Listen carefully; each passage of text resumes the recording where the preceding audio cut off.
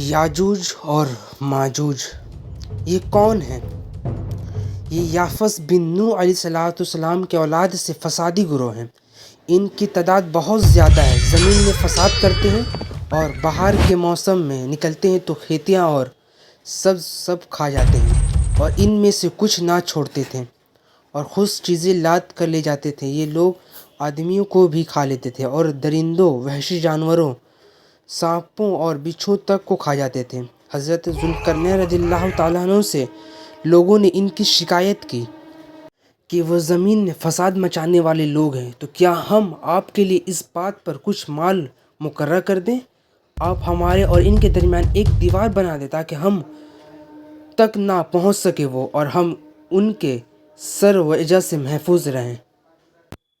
اور حضرت ذوالقرنین رضی اللہ تعالیٰ عنہ نے فرمایا کہ اللہ عز و جل کے فضل سے میرے پاس کثیر مال اور ہر قسم کا سامان موجود ہے، تو تم سے کچھ لینے کی حاجت نہیں، البتہ تم جسمانی قوت کے ساتھ میری مدد کرو اور جو کام میں بتاؤں وہ سر انجام دو، اور مضبوط رکاوٹ بنا دوں گا۔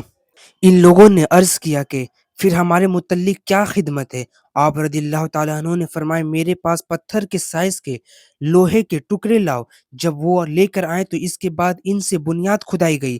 جب وہ پانی تک پہنچی تو اس میں پتھر پگھلائے ہوئے تانبے سے جمائے گئے اور لوہے کے تختے اوپر نیچے چن کر ان کے درمیان لکڑی اور کوئلہ بھر دیا گیا اور آگ دے دی گئی۔ اس طرح یہ دیوار پہاڑ کی بلند تک اونچی کر دی گئی اور دونوں پہاڑوں کے درمیان کوئی جگہ نہ چھوڑی گئی۔ پھر اوپر سے پگھلایا ہوا تانبا دیوار میں پگھلا دیا گیا، تو یہ سب مل کر ایک سخت جسم بن گیا۔ یاجوج ماجوج اس پر نہ چڑھ سکے۔ جب حضرت ذوالقرنین رضی اللہ تعالیٰ عنہ نے دیوار مکمل کر لی تو یاجوج ماجوج آئے اور انہوں نے اس دیوار پر چڑھنے کا ارادہ کیا، تو اس کی بلندی اور ملائمت کی وجہ سے اس پر نہ چڑھ سکے۔ پھر انہوں نے نیچے سے اس میں سوراخ کرنے کی کوشش کی، تو اس دیوار کی سختی اور موٹائی کی وجہ سے اس میں سوراخ نہ کر سکیں۔ اور حضرت ذوالقرنین رضی اللہ تعالیٰ عنہ نے کہا کہ یہ دیوار میرے رب عز و جل کی رحمت اور اس کی نعمت ہے، کیونکہ یہ یاجوج اور ماجوج کے نکلنے میں رکاوٹ ہے۔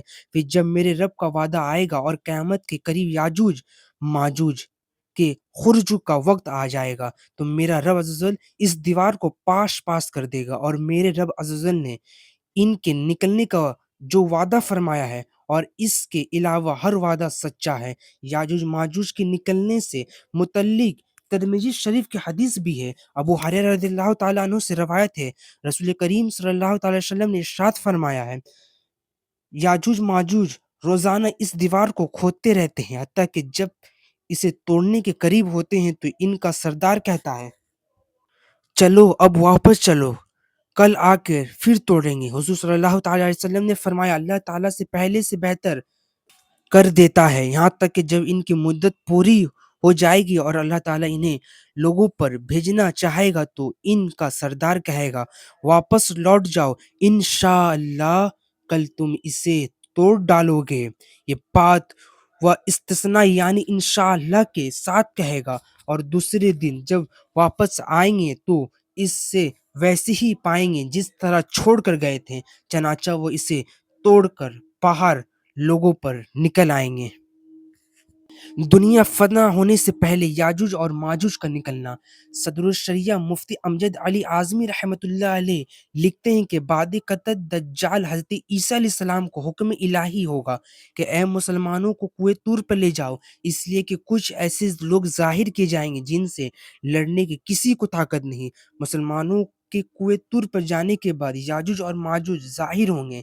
یہ اس قدر کثیر ہوں گے کہ ان کی پہلی جماعت بحر الطیریہ پر، جس کا طول 10 میل ہوگا، جب گزرے گی تو اس کا پانی پی کر اس طرح سکھا دے گی کہ وہ دوسری جماعت والے جب آئے گی تو کہیں گے کہ یہاں کبھی پانی تھا یا نہیں تھا۔